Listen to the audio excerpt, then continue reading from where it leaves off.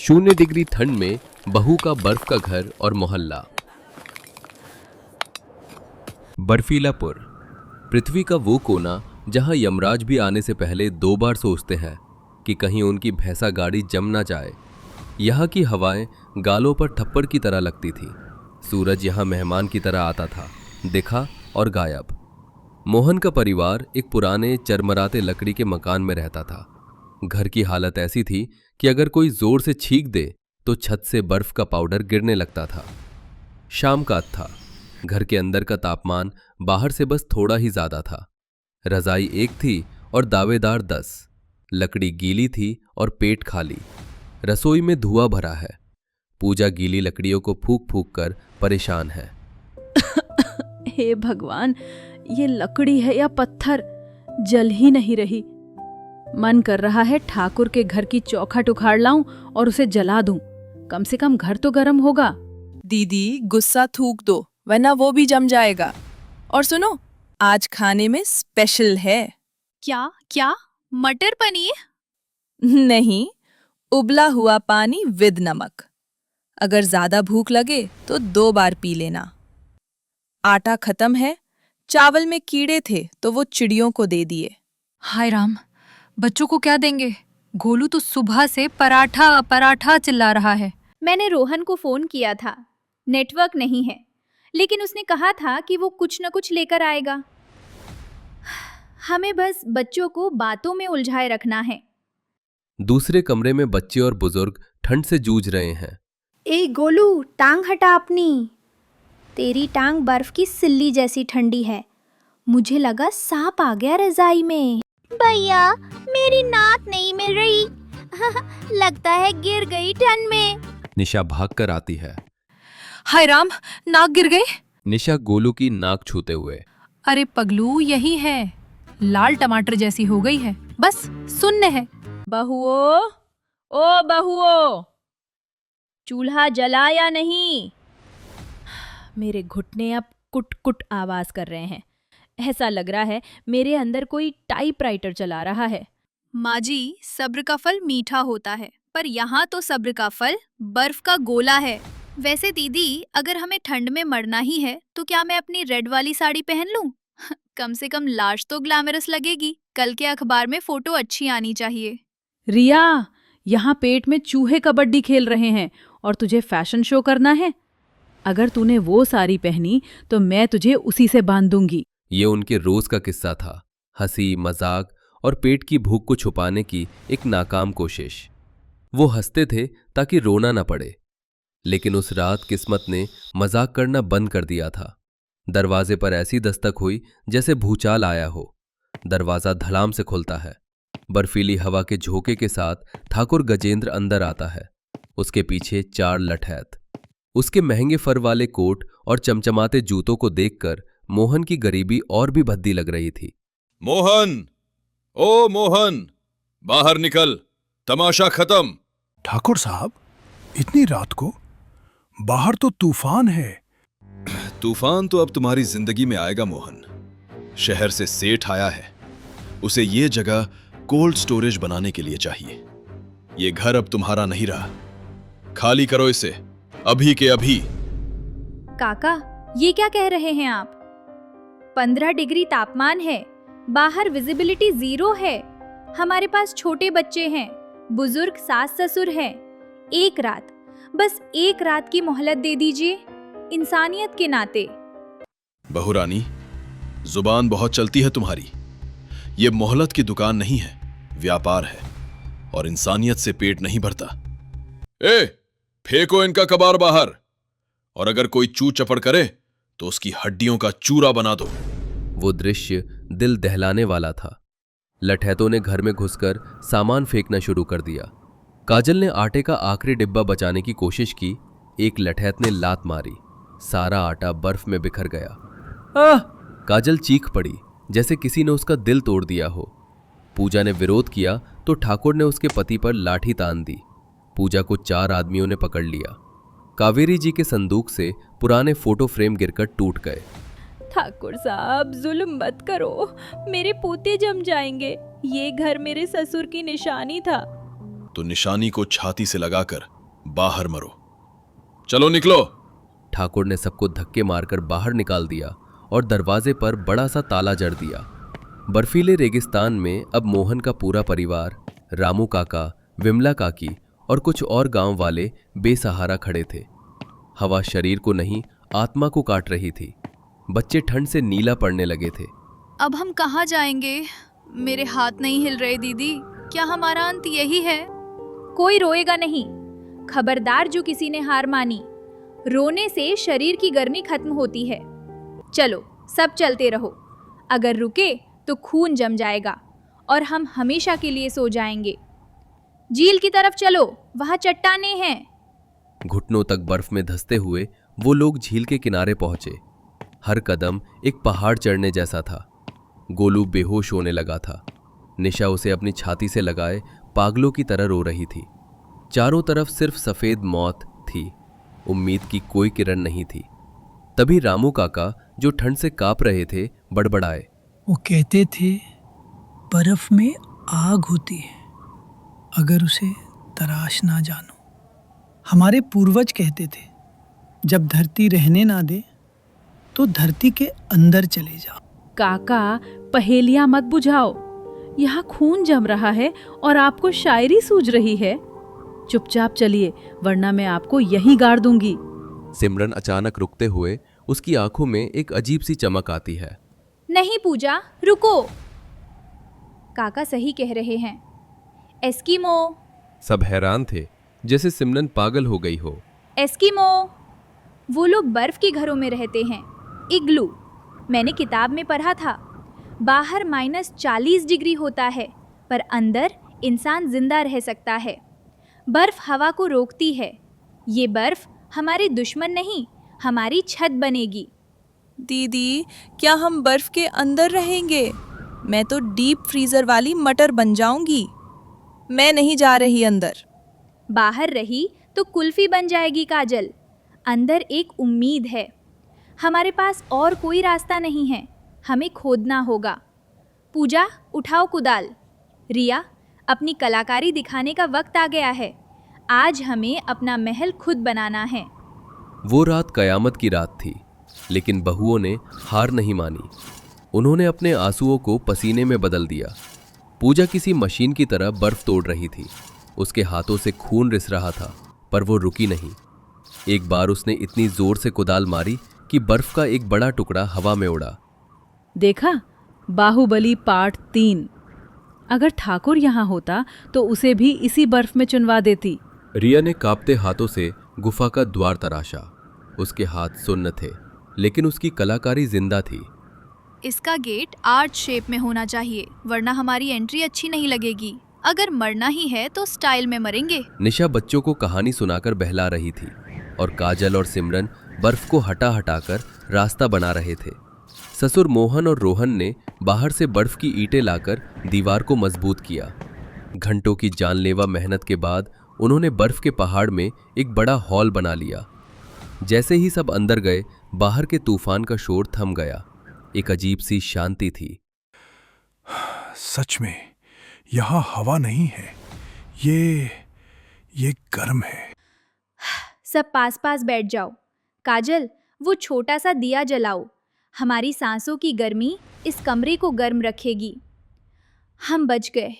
उस रात उन्होंने सिर्फ ठंड को नहीं, अपनी किस्मत को भी हरा दिया था। अगली सुबह जब धूप निकली तो उनकी बर्फ की गुफा किसी हीरे के महल जैसी चमक रही थी। दीवारें नीली और सुनहरी चमक रही थी, लेकिन पेट की भूख अभी भी थी। बच्चे भूख से रो रहे थे। लो बच्चों, आइस लॉलीपॉप खा लो। फ्लेवर ठंडा पानी है। काश मेरे पास थोड़ा सा मैदा होता, मैं बर्फ के भटूरे तल देती। ये जगह, ये जादुई लग रही है। सिमरन की आंखों में बिजनेस वाली चमक आ गई। पापा जी, मुझे एक आइडिया आया है। हम यहाँ बर्फ का मेला लगाएंगे। दुनिया का इकलौता आइस होटल। पर सिमरन, शहर के लोग एसी चलाकर रजाई ओढ़ते हैं। वो यहाँ आएंगे तो 5 मिनट में जम जाएंगे। हमारा होटल तो चल जाएगा, पर कस्टमर बचेंगे ही नहीं। बात तो सही है। अगर उन्हें ठंड लगी तो वो एंजॉय नहीं कर पाएंगे। तभी रिया, जिसने एक पुरानी फटी हुई प्लास्टिक शीट और ऊनी कतरनों को जोड़कर एक अजीब सा लेकिन स्टाइलिश जैकेट बनाया था, आगे आती है। फिकर नॉट दीदी, जब तक रिया है स्टाइल और सेफ्टी दोनों रहेगी।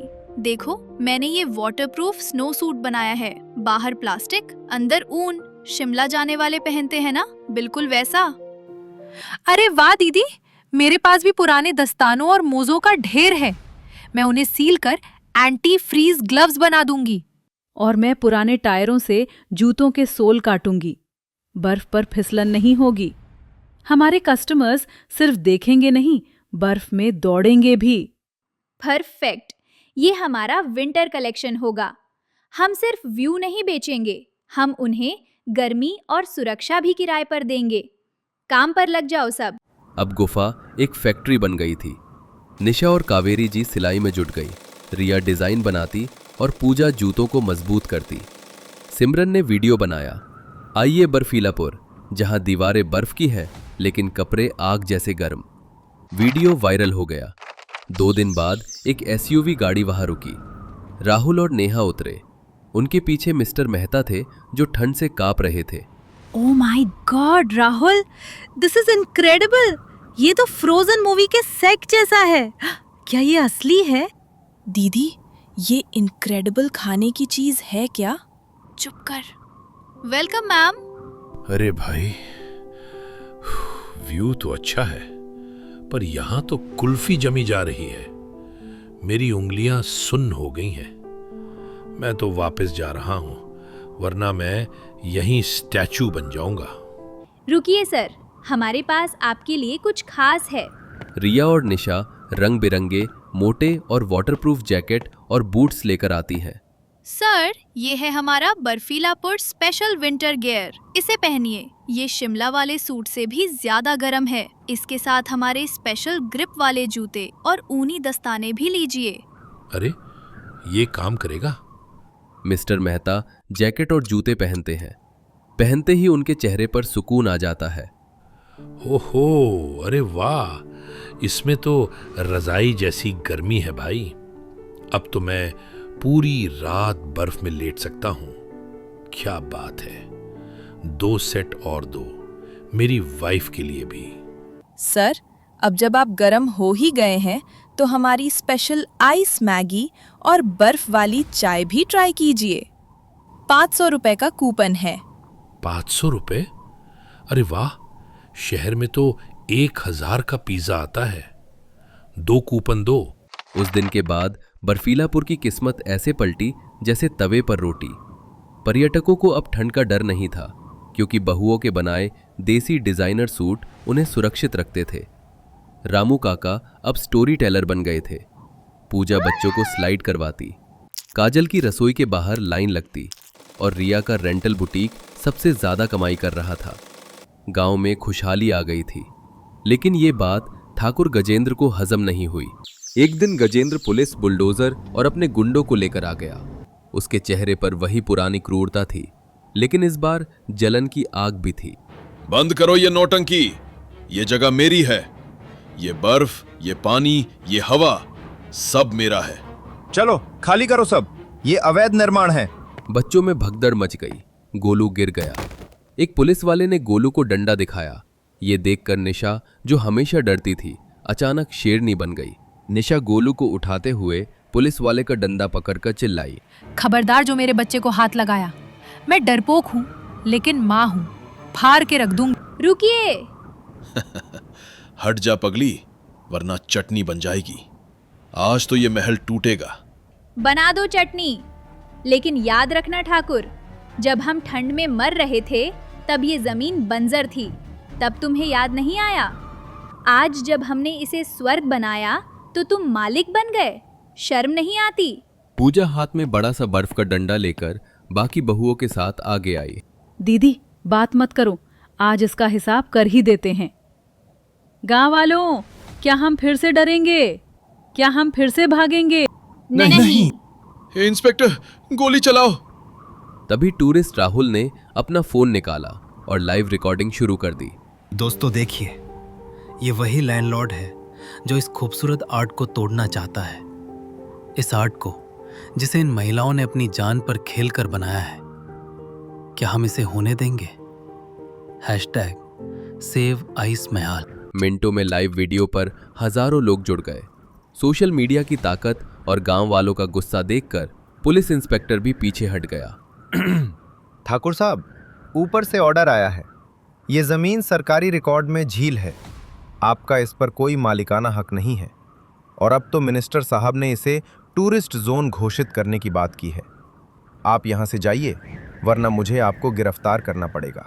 लेकिन मेरा किराया, मेरा हक। विमला काकी हंसते हुए एक बड़ा सा बर्फ का गोला ठाकुर के मुंह पर दे मारा। ये ले किराया, ठंडा ठंडा कूल कूल रख ले। भीड़ ने ठहाके लगाए। बच्चे गजेंद्र पर बर्फ फेंकने लगे। गजेंद्र को अपनी गाड़ी लेकर दुम दबाकर भागना पड़ा। उस दिन बर्फीलापुर में असली दिवाली मनाई गई, बिना पटाखों की, सिर्फ हंसी, जीत और बर्फ की चमक की। शाम को सभी बहुएं उसी बर्फ के महल के बाहर बैठी थीं। आसमान में तारे चमक रहे थे और सामने उनका बनाया हुआ स्वर्ग। पर्यटक उनके बनाए गर्म कपड़ों में लिपटे हुए सुरक्षित होकर बर्फ का मजा ले रहे थे। मुझे लगता था मेरे पास सिर्फ बहुएं हैं, लेकिन तुम सब तो मेरा आर्मी हो। तुम लोगों ने मेरा सिर गर्व से ऊंचा कर दिया। आर्मी तो मैं अकेली हूँ माँ जी, बाकी सब तो बैकअप हैं। और रसद मंत्री मैं हूँ। बिना खाने के आर्मी नहीं चलती। और मैं टेक्सटाइल मिनिस्टर। देखा, मेरे कपड़ों की वजह से आज सब यहाँ टिके हैं। और ये हमारा राज्य है, जहाँ कोई राजा नहीं, सिर्फ हम हैं। अब हर साल जब 0 डिग्री ठंड पड़ती है तो लोग रजाई में नहीं छुपते, बल्कि बर्फीलापुर आते हैं उस बर्फ के मोहल्ले को देखने, जिसे 5 बहुओं ने अपने आंसुओं और पसीने से सींचा था। वो वहाँ के खास होममेड वार्म सूट्स पहनते हैं और जानते हैं कि अगर हौसले बुलंद हो तो बर्फ भी आपको गर्माहट दे सकती है। और हाँ, उस दिन के बाद ठाकुर गजेंद्र ने कभी बर्फ का पानी भी नहीं पिया। दिसंबर की काली रात थी। पहाड़ों पर बर्फ का तूफान जारी था। किशोरी लाल के घर के आंगन में अंगीठी जल रही थी, जिसके चारों तरफ पूरा परिवार सिमटा हुआ था। ठंड हड्डियों को गला रही थी। बहुओं, आज ठंड कुछ ज्यादा ही जानलेवा है। जरा अदरक वाली चाय तो बना लाओ, हाथ पैर सुन्न हुए जा रहे हैं। जी माँ जी, अभी लाई। अंजलि, जरा तुम अंदर से गुड़ ले आना। आज चाय में गुड़ और काली मिर्च दोनों डालेंगे, तभी शरीर में थोड़ी गर्मी आएगी। राघव आसमान की ओर देखकर चिंता में। बापू, आसमान का रंग देखिए। लगता है आज रात भारी बर्फबारी होने वाली है। जंगल की तरफ से हवाएं भी बहुत तेज आ रही हैं, जैसे कोई चीख रहा हो। हवा का रुख सही नहीं है राघव। और ध्यान से सुनो, जानवरों की आवाजें भी बंद हो गई हैं। जंगल खामोश है। ये किसी बड़े खतरे का संकेत है। बापूजी, मुझे तो डर लग रहा है। कल रात मैंने सपने में देखा था कि सब कुछ सफेद हो गया है। अरे पगली, यहाँ पहाड़ पर सब कुछ सफेद ही होता है। डरा मत, वैसे ही ठंड से दांत बज रहे हैं। तभी अचानक जमीन के नीचे एक भारी कंपन महसूस हुआ। चाय के कप हिलने लगे और छत से बर्फ का एक बड़ा टुकड़ा धड़ाम से आंगन में आ गिरा। चिंटू डरकर अपनी मां मीना की गोद में छिप गया। भैया, ये क्या था? क्या भूकंप आया है? धरती कांप रही है। वही सोहन कान लगाकर जमीन की आवाज सुनता है। नहीं, ये भूकंप नहीं है राजू, ये तो कदमों की आवाज है। बहुत भारी कदमों की आवाज, जैसे सैकड़ों दैत्य एक साथ हमारी तरफ दौड़ रहे हों। वो देखो, भोला भैया दौड़ते हुए आ रहे हैं। उनका चेहरा तो देखो, जैसे भूत देख लिया हो। काका, भागो, जल्दी भागो, अनर्थ हो गया। सांस ले भोला, क्या हुआ? साफ साफ बता। हाथियों का झुंड। जंगल से पागल हाथियों का झुंड गांव की तरफ आ रहा है। ठंड और भूख ने उन्हें पागल कर दिया है। वो सब कुछ रौंदते हुए आ रहे हैं। शर्मा जी की दीवार गिरा दी उन्होंने। भोला की बात पूरी होते ही दूर से चिंघाड़ने की आवाजें सुनाई देने लगी। पूरा घर दहशत में आ गया। सब लोग जल्दी करो, घर का मोह छोड़ो, बस जो मिले वो गर्म कपड़े और सूखा राशन उठाओ। हमें अभी निकलना होगा। हे भगवान, इतनी रात को इस तूफान में हम कहाँ जाएंगे? मेरा घर, मेरी गृहस्थी, मैंने पाई पाई जोड़कर इसे बनाया था। माँ, ये रोने का वक्त नहीं है। जान रही तो घर फिर बन जाएगा। चलो जल्दी। वो देखो, वो हमारी बाड़ तोड़ रहे। सुमन, रेखा, जल्दी करो, बच्चों को रजाई में लपेटो। चिंटू, मेरा हाथ मत छोड़ना। बापू, नीचे जाने का रास्ता बंद है। हाथियों ने नीचे वाली सड़क घेर ली है। हम घिर गए हैं। तो हम ऊपर जाएंगे, उस बर्फीली चोटी की तरफ। हाथी भारी होते हैं, वो खड़ी चढ़ाई और फिसलन वाली बर्फ पर नहीं चढ़ पाएंगे। वही एक जगह सुरक्षित है, चलो। पूरा परिवार उस जानलेवा ठंड और बर्फबारी के बीच पहाड़ की खड़ी चढ़ाई चढ़ने लगा। बर्फ में पैर धंस रहे थे और सांस फूल रही थी। जल्दी पैर चलाओ, वो ठीक हमारे पीछे हैं। अगर रुके तो हम बर्फ में दब जाएंगे या हाथी हमें कुचल देंगे। मेरा घर देखिए जी, उन्होंने हमारी रसोई तोड़ दी। सब खत्म हो गया राघव जी। नीचे मत देखो मीना, बस ऊपर देखो। हमें चिंटू को बचाना है। मुझसे और नहीं चला जाएगा दीदी, मेरे पैर जम गए हैं, मुझे यहीं छोड़ दो। हिम्मत मत हार अंजलि, बस थोड़ा और, हम पहुंचने ही वाले हैं। अगर तू रुकी तो हम सब रुक जाएंगे। हाफते हुए वे पहाड़ की चोटी पर पहुंचे। यहाँ दो चट्टानों के बीच एक गहरी खाई थी। सामने सुरक्षित जगह थी, लेकिन वहां जाने का कोई रास्ता नहीं था। बापूजी, यहाँ तो हम वैसे ही मर जाएंगे। आगे गहरी खाई है और पीछे हाथी।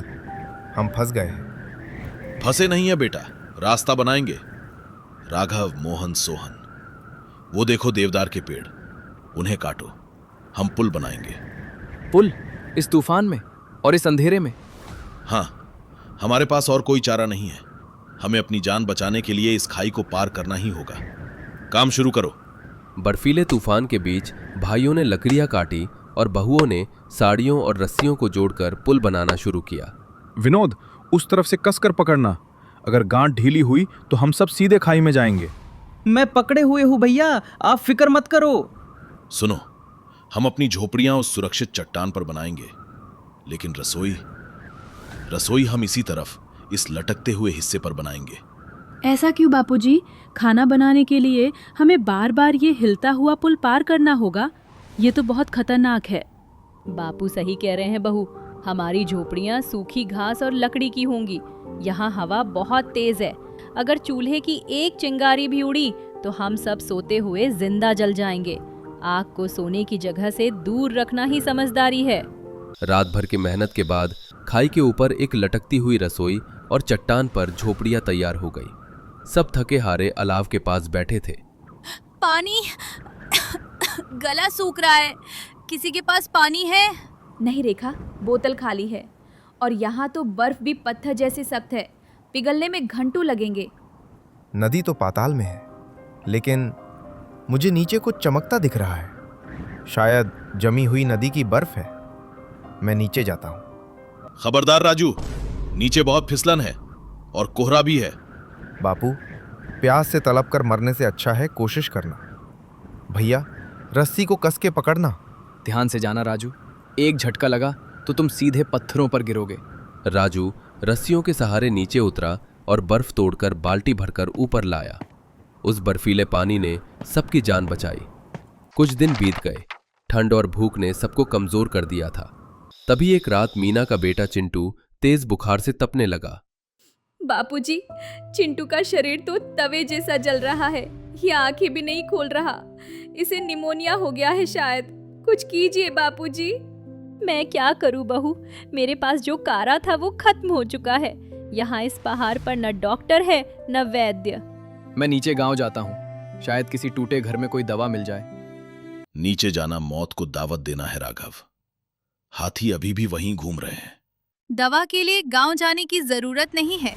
मुझे पता है कि नीलकंठी नाम की एक जड़ी बूटी इन बर्फीली चट्टानों के ठीक नीचे जंगल के मुहाने पर उगती है। वो गर्म तासीर की होती है, उससे चिंटू ठीक हो जाएगा। दिमाग खराब है तुम्हारा। बाहर अंधेरा है और जंगल जानवरों से भरा पड़ा है। अगर मैं नहीं गई तो चिंटू सुबह का सूरज नहीं देख पाएगा। मैं जा रही हूँ। रुक जाओ जिद्दी औरत, मैं भी साथ चलूंगा। तुम्हें अकेले भेड़ियों के हवाले नहीं छोड़ सकता। मोहन और रेखा रस्सियों के सहारे नीचे जंगल की सीमा पर उतरे। चारों तरफ सन्नाटा था। रेखा बर्फ हटाकर जड़ी बूटियां तलाशने लगी। मिल गई, यही है नीलकंठी। मोहन, थैली लाओ। रेखा, हिलो मत, बिल्कुल मत हिलना। क्या हुआ? सामने देखो, झाड़ियों के पीछे दो पीली आंखें। कोहरे के बीच से एक विशालकाय बर्फीला भेड़िया गुर्राते हुए बाहर निकला। वो शिकार के लिए तैयार था। हे भगवान, ये तो हम पर हमला करने वाला है। तुम मेरे पीछे आओ, मैं इसे रोकता हूँ। भागो रेखा। भेड़िया मोहन पर झपटा। मोहन गिर पड़ा और उसकी लाठी दूर जा गिरी। तभी देखा कि नजर पास पड़े चीड़ के सूखे तनों पर पड़ी। मोहन, हटो वहां से। रेखा ने अपनी शॉल में आग लगाई और पूरी ताकत से जलती हुई शॉल भेड़िए के मुंह पर फेंक दी। जा, भाग यहाँ से। आग की लपटों से घबराकर भेड़िया पीछे हटा और जंगल में भाग गया। दोनों हाफते हुए ऊपर वापस आए। तुम सही सलामत हो? चिंटू ने काढ़ा पी लिया है, उसका बुखार उतर रहा है। तुमने मेरे बच्चे को बचा लिया रेखा। जान तो बच गई थी, लेकिन अब पेट की आग बुझाना बाकी था। राशन का आखिरी दाना भी खत्म हो चुका था। बापू, अब क्या खाएंगे? बर्फ? भूख से पेट में चूहे दौड़ रहे हैं। किशोरी भाई, मेरे पास मूली और शलजम के कुछ बीज हैं। भागते वक्त यही हाथ लगे थे। ये ठंड में भी उग सकते हैं, लेकिन क्या काका? लेकिन जमीन बर्फ जैसी ठंडी है। बीज डालते ही मर जाएंगे। यहाँ कुछ नहीं उग सकता। सावित्री चूल्हे की तरफ देखते हुए आंखों में चमक के साथ, राख, हमारे पास राख है। राख? राख से क्या होगा माँ जी? अरे पगली, चूल्हे की ताजी राख गर्म होती है। अगर हम मिट्टी में गर्म राख और सूखी पत्तियां मिला दे तो जमीन की ठंडक कम हो जाएगी, बीज को गर्मी मिलेगी। सावित्री, तेरी अकल का जवाब नहीं। चलो बेटो, बर्फ हटाओ, हम आज ही खेती शुरू करेंगे। पूरे परिवार ने मिलकर बर्फ हटाई और राख मिलाकर खेती की। उन्होंने बीजों को पुरानी बोरियों से ढक दिया। कुछ हफ्तों बाद, दीदी दीदी जल्दी आओ, जादू हो गया। क्या हुआ अंजलि, क्यों शोर मचा रही है? देखो, बर्फ के बीच हरे पत्ते, मूली उगाई है। उस रात लटकती हुई रसोई में मूली के पत्तों का साग बना। चूल्हे की रोटियां और साग का स्वाद उन्हें किसी शाही दावत से कम नहीं लगा। सच कहता हूँ माँ, ऐसा स्वाद तो कभी गांव के पक्के घर में भी नहीं आया। इसमें हमारी मेहनत और जीत का स्वाद है। सर्दी खत्म हो रही थी और बसंत की आहट थी। एक सुबह पूरा परिवार पहाड़ के किनारे खड़ा होकर नीचे देख रहा था। कोहरा छट चुका था। बापू, वो देखिए, हमारा गांव। हे राम, वहां तो कुछ बचा ही नहीं। जहां उनका गांव था, वहां ऊपर से एक बहुत बड़ा पहाड़ खिसक कर गिर चुका था। पूरा गांव मलबे के नीचे दब गया था। मैं अब समझा, अब सब समझ में आया। क्या समझ गए बापू? वो हाथी, वो हमें मारने नहीं आए थे मोहन। जानवरों को कुदरत का इशारा पहले मिल जाता है। उन्हें पता था कि ये पहाड़ गिरने वाला है। वो अपनी जान बचाने के लिए ऊपर भाग रहे थे। और अनजाने में उन्होंने हमें भी यहाँ खदेड़ दिया। हम जिन्हें दुश्मन समझ रहे थे, वो तो हमारे रक्षक निकले। अगर वो हमला ना करते तो हम घर के मुंह में वही रुके रहते और आज सब मलबे के नीचे दबे होते। तो बापूजी, अब हम क्या करेंगे? नीचे तो जाने के लिए कुछ बचा ही नहीं। हम नीचे क्यों जाएंगे? देखो, हमने इस बंजर बर्फीले पहाड़ को अपना घर बना लिया है। हमने यहाँ पुल बनाए, पानी ढूंढा, खेती की। ये लटकता हुआ घर अब हमारी पहचान है। सही कह रहे हैं बापू, हम यहीं रहेंगे और जंगल को फिर से हरा भरा करेंगे ताकि धरती फिर कभी न खिसके। उस दिन उन्होंने अपने नए घर का नाम रखा स्वर्ग शिखर। वे समझ चुके थे कि मुसीबतें इंसान को तोड़ने नहीं बल्कि उसे जोड़ने आती है। उस लटकती हुई रसोई का चूल्हा आज भी जल रहा है, जो उनकी एकता और संघर्ष की निशानी है।